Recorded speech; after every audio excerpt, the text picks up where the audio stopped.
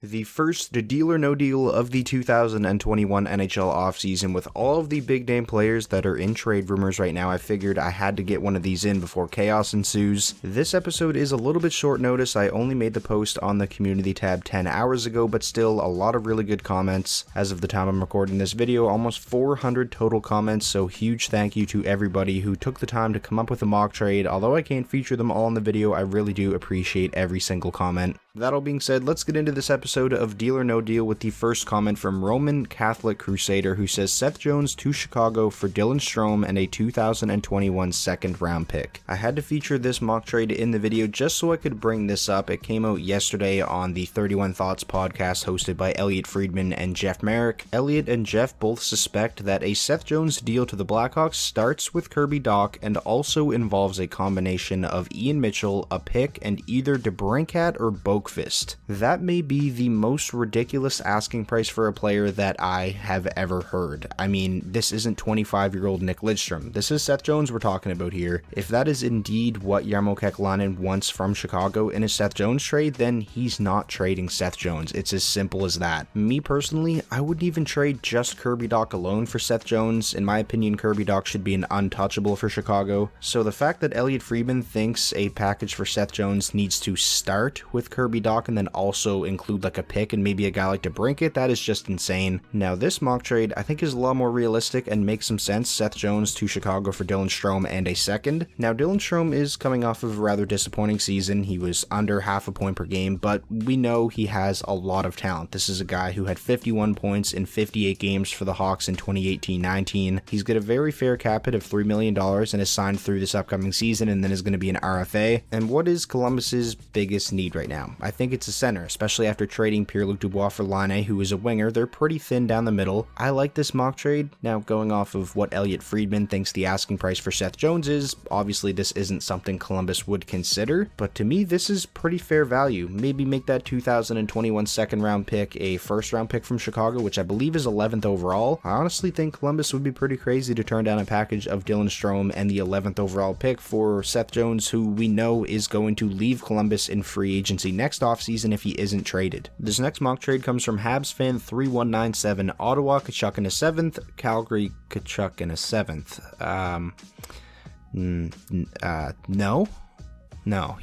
From A Sundeal, Seattle gets Ryan McDonagh and a 2023 second. Tampa gets expansion considerations. They take Tyler Johnson. I see what you're getting at here for sure. We all know Tampa Bay has to clear cap space and Tyler Johnson is a very likely candidate to be on the way out. I honestly think it is pretty likely we see Tampa Bay give something up to Seattle in order for Seattle to take Tyler Johnson in the expansion draft. However, I definitely don't think McDonagh and a second is what they would give up in order for that to happen. To me, Ryan McDonagh is a guy who, if Tampa Bay does indeed have to move on from McDonagh and he's one of the guys that has to go to clear cap space, I don't think Tampa Bay would just have to give Ryan McDonagh away. That's a guy, in my opinion, that still has a lot of value. John Cooper himself said in an interview, Tampa Bay doesn't win the Stanley Cup without Ryan McDonagh. That's how big of a part he played in them going back to back. So I honestly think Tampa Bay would be able to get at least a decent return for Ryan McDonagh on the trade market. For those reasons, I'm going to say no deal to this one. I just can't see Tampa Bay giving away Tyler Johnson, McDonagh, and a second round pick for literally nothing, just to clear cap space. This next mock trade is another one centered around the expansion draft from Juan Jose to Seattle, forced to take Stralman's contract at the expansion draft, and they get a 2021 first round pick for doing that. And to Florida, gets rid of a bad contract, allows unprotected players like Forsling and Drieger to not get selected by Seattle. I like the idea of this. I think I'm going to say no deal though, just because Anton Stralman only has 1 year left on his contract, a cap hit of $5.5 million. I think a first round pick is a little bit pricey to give up for Seattle to take on Stralman for just 1 year. For reference, the Red Wings got a second round pick from the Rangers to take on the final year of Mark Stahl's contract, so I feel like it would be similar to that, like a second round pick or maybe a third. So in my opinion, if it's going to cost the Panthers a first round pick, I think they'd be better off to just ride out the final year of Stralman's contract and use that first round pick for something else, either draft a player or use it in a different trade. And as far as the expansion draft goes, well, you mentioned Drieger. They don't actually have to protect him because he is an unrestricted free agent. If they're going to re-sign him, it'll likely be after the expansion draft. And in my opinion, they're not going to re-sign Drieger anyway because Spencer Knight looked more than ready in the small sample size we saw from him. So I think they're going to go with Bob and Knight next season. From Bruins boy 37 to the Bruins, Rickard Rakell, to Anaheim, Jake DeBrusk, and a 5th round pick. So pretty much just Rakell for DeBrusk straight up. I'm a pretty big fan of this mock trade. I'm actually going to go ahead and say deal to it right away. I believe that Jake DeBrusk could really benefit from a change of scenery. He was a healthy scratch on multiple occasions this past season. I believe he was a healthy scratch for a pretty crucial playoff game as well. Anaheim would be getting the lesser player here. Obviously, DeBrusk isn't as good as Rickard Rakell is right now, but he is only 24 years old. He's much younger. He fits the timeline of the Ducks rebuild a lot more than Rakell does, Rakell being just 1 year away from unrestricted free agency, and DeBrusk has a lot of upside. Although he only scored 5 goals in 41 games this past season, he scored at above a 30-goal pace in the 2018-19 season. He had 27 goals in 68 games. And for the Boston Bruins, by making this trade, they would immediately be making their team better, and that's a team trying to compete for a Stanley Cup. And also another bonus of this would be the fact that Jake DeBrusk and Rakell, they make pretty much the same amount of money. I think Rakell makes like $150K more or something like that. So if this trade were to happen, it really wouldn't have any implications on Boston's salary cap situation whatsoever. On top of that, it seems like these two teams really like trading with each other. We saw the Andre Kase deal that sent,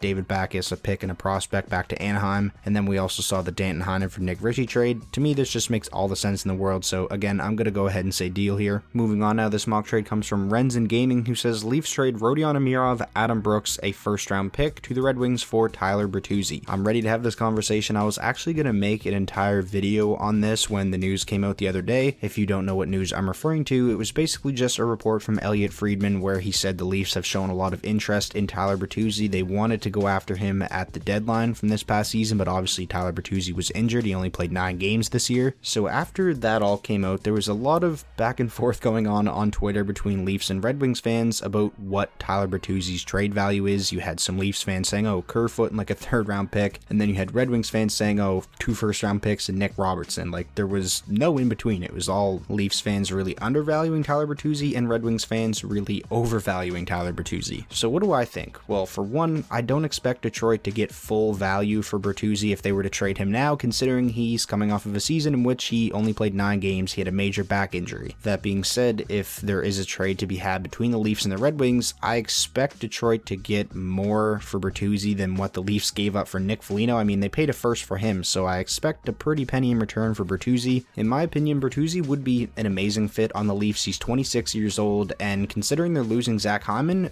Bertuzzi brings a lot of what Zach Hyman brought to the table. He's a very hard-nosed, gritty player. He's fantastic on the forecheck. He is certainly not afraid to get into it. He's a pest of a player, and on top of that, he has a lot of skill as well. I think he would complement players like Marner and Matthews nicely. Bertuzzi had back-to-back 21-goal seasons in 18-19 and 19-20, and this past season, although he only played 9 games, he was off to a really good start to the season. He had 5 goals and 7 points in those 9 games. To me, Bertuzzi is exactly the kind of player that the Maple Leafs need. However, fellow Red Wings fans, we are not getting Rasmus Sandin or Nicholas Robertson in a return for Tyler Bertuzzi. That's just not realistic. This mock trade, however, that has been on the screen for a long time now since I've been rambling, is more in the ballpark of what I would expect. Rodion Amirov, who is a really good prospect, he was taken 15th overall by the Leafs in this most recent draft, I believe. The first round pick, which isn't extremely valuable as you may think because the Leafs are a good regular season team. It would most likely be a late first round pick. And then Adam Brooks, who's slightly younger than Tyler Bertuzzi, hasn't really had much of an NHL career just yet, but I think he is ready for a full-time role based on what he showed in the 11 games he played for the Leafs this past season. As a Red Wings fan, I would be happy with this return for Tyler Bertuzzi, and for the Leafs, I think this would be a good trade. Like I said, I think Bertuzzi is exactly the type of player that they need, and they would be making this trade without having to give up Sandin or Robertson. If Steve Yzerman was demanding either one of Sandin or Robertson in a Bertuzzi trade, then I think Kyle Dubas hangs up the phone, as he should. In my opinion, those guys are untouchables for the Leafs. I'm going to go ahead and say deal to this mock trade. What do you think, Leafs fans? Is this kind of fair value for Bertuzzi, or is this giving up too much? And now for the final mock trade of the video, this one comes from Andrew Colvin, who says, to the New York Islanders, Vladimir Tarasenko; to St. Louis, Jordan Eberle, Bode Wild; and Colorado's 2022 second round pick. If this was 2016,